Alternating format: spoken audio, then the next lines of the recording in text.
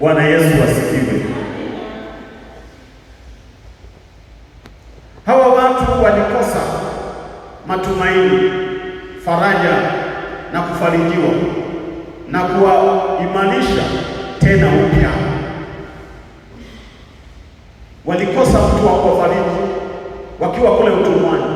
Ndipo ujumbe wa Mungu unaenda kwenye Isaya, anasema watulizeni mioyo watu wangu, watulizwe, wagangwe mioyo yao, mioyo iliyojeruhiwa, mioyo iliyoumizwa, mioyo iliyojaa majeraha na maumivu na makovu. Nabii anasema watulizeni watu wangu.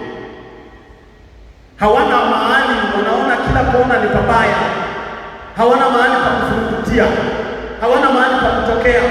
Wako katikati ya utumwa, katikati ya wimbi kubwa la maumivu, wanatafuta faraja. Mungu anamwambia nabii wafariji. Kwenye Injili ya Mathayo anasema,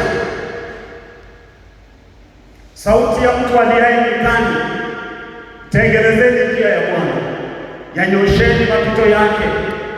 Kila bonde lijazwe na kila kilima kishushwe, na palipopotoka pafanye nini? Pasawazishwe.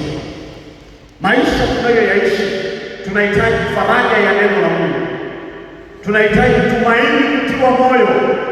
Majeraha na maumivu tunayokutana nayo duniani, kwenye miji tunayoishi, kwenye familia zetu, tunaumizwa, tunajeruhiwa, lakini ndipo neno la Mungu linaloweza kutufariji.